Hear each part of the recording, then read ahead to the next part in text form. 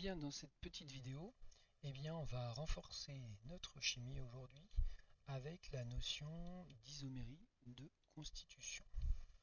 Alors, les isoméries de constitution sont abordées dans les programmes en première et en terminale spécialité. Parfois, on en parle avant, puisque ces isoméries sont décrites à partir du moment où on dessine des molécules. En seconde, on parle d'isomérie.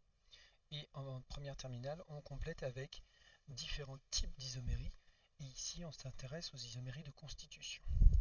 Alors, quelle est notre problématique? Le problème est qu'une molécule va pouvoir être représentée par une formule brute. Une formule brute, rappelons-le, fait état du nombre d'atomes qui composent la molécule. Le souci, c'est que cette molécule peut être dessinée structurellement de façon un peu plus précise par un enchaînement d'atomes, notamment décrit par l'existence de doublets liants au sein de la molécule. Et cet enchaînement de doublets liants va donner des propriétés physico-chimiques aux molécules, d'où l'intérêt de s'intéresser aux structures. D'autre part, expérimentalement, on peut remarquer que des structures différentes produisent des réactions chimiques différentes. Ainsi, ça a permis d'essayer de l'existence des isoméries a permis de comprendre les différences de réactivité entre différentes structures dans la matière. Alors, première possibilité, on peut écrire un enchaînement d'atomes qui correspond à cette formule brute. Mais on peut aussi en écrire une seconde. Dans cette seconde enchaînement, on a seulement fait varier la position du groupement OH sur la structure. Alors ici, les isoméries sont étudiées dans le cadre de la chimie organique exclusivement, puisque rappelons que les molécules organiques, ce sont des enchaînements de carbone, de chaînes de carbone et d'hydrogène, qui décrivent une molécule organique la plus simple possible. Et cet enchaînement de carbone et d'hydrogène, ce squelette de carbone et d'hydrogène, va pouvoir disposer de la présence d'atomes différents appelés hétéroatomes, comme l'oxygène, l'azote, N, ou le chlore, comme les halogènes, chlore, iodure, etc. Et ce sont ces atomes qui vont donner des propriétés physico-chimiques intéressantes, ce qu'on va appeler des fonctions chimiques. Ainsi, la position des fonctions chimiques va faire que l'on va observer des comportements chimiques différents, ce qui conduit le chimiste à devoir préciser la description. Une autre possibilité d'écrire cette molécule, de cet enchaînement, serait de dessiner la molécule suivante. À ce moment-là, la différence entre ces deux écritures, on voit bien que l'enchaînement des carbones est toujours le même. On a 4 carbones les uns à la suite des autres. Par contre, la fonction chimique OH a été changée par la fonction C double liaison O, qui constitue le groupe carbonyle. Et ici, il se trouve en bout de chaîne, donc on repère la fonction aldéhyde. Donc ici, entre ces deux structures, on a changé de fonction. D'ailleurs, la fonction alcène également a disparu. Donc là, on peut avoir des changements de positionnement sur une même chaîne. On peut avoir des changements de fonction chimique, mais on peut aussi avoir des changements d'enchaînement d'atomes dans la chaîne carbonique. En effet, ici,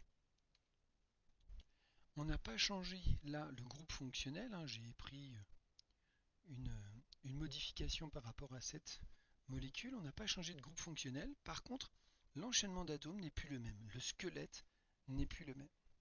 Ainsi, on va avoir différents types d'isoméries. On va avoir les isoméries dites de fonction, où la fonction chimique va changer.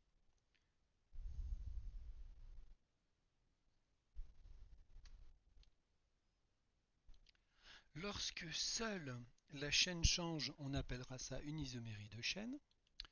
Et lorsque l'ensemble semble être identique et en fonction et en chaîne, on pourra s'intéresser éventuellement aux positions d'un groupe fonctionnel.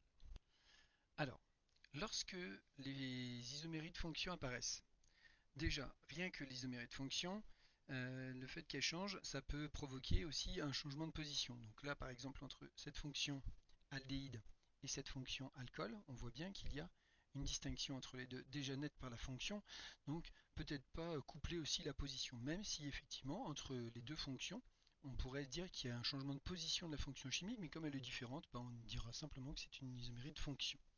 Là où il peut y avoir une petite interrogation, c'est dans l'isomérie de chaîne. En effet, les ramifications qui quittent la chaîne peuvent parfois se positionner à différents endroits. Ainsi, on pourra avoir des isoméries de chaîne parce qu'on aura des enchaînements d'atomes qui seront différents, mais parfois ces enchaînements seront un peu les mêmes, c'est-à-dire une même chaîne principale avec une même chaîne ramifiée, mais c'est la position de la chaîne ramifiée qui va changer, auquel cas on dira que c'est une isomérie de position.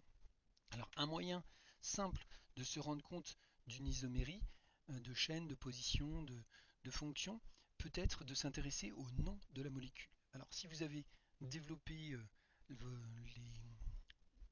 ce qu'on appelle la nomenclature, c'est-à-dire la capacité à nommer une molécule, eh bien on va voir que ce nom va pouvoir renseigner sur la nature d'une isomérie entre deux molécules.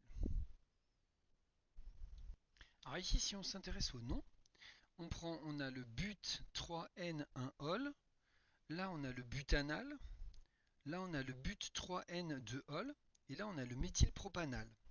Alors, si on compare les isoméries, il faut les comparer 2 à 2, on ne peut pas traiter 3 molécules ensemble.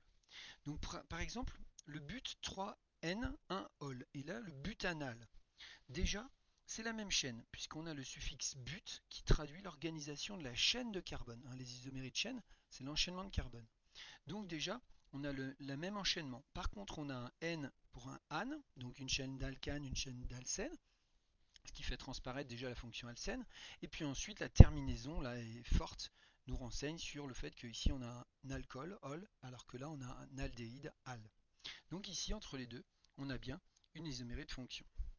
Si on prend les 3 molécules ici, et la dernière molécule, ce qui apparaît de net dans le nom, c'est l'isomérie de chaîne. En effet, entre cette molécule, le butanal, et j'avais pris ici le méthylpropanal, eh bien on avait une isomérie de chaîne.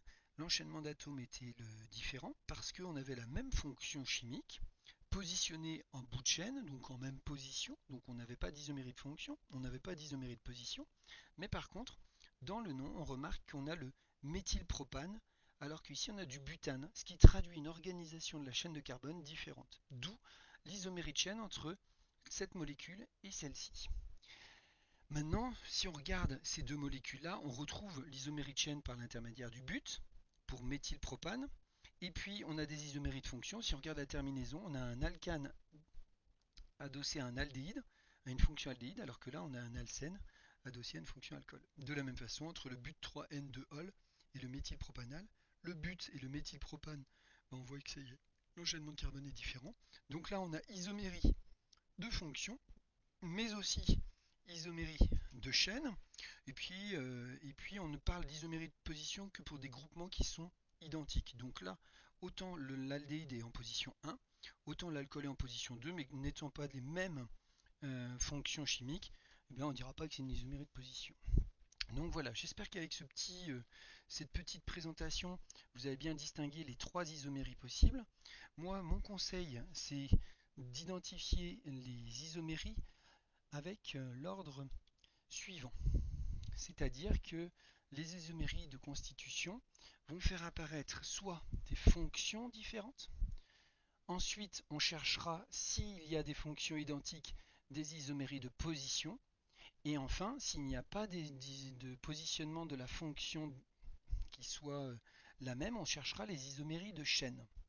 Alors les isoméries, eh bien, elles sont de 3 natures, on peut en identifier plusieurs au sein d'une même molécule, et notamment dans les isoméries de chaîne, lorsqu'il y a des isoméries de chaîne, il peut y avoir également pour une même chaîne principale des positionnements de ramifications qui seraient différentes. Donc on pourrait très bien avoir une même chaîne principale et des positions différentes, auquel cas on dirait qu'on aurait une isomérie de position dans ce cas-là. Voilà. Donc j'espère qu'avec cette petite vidéo, ça va vous clarifier les choses sur les isoméries. A bientôt.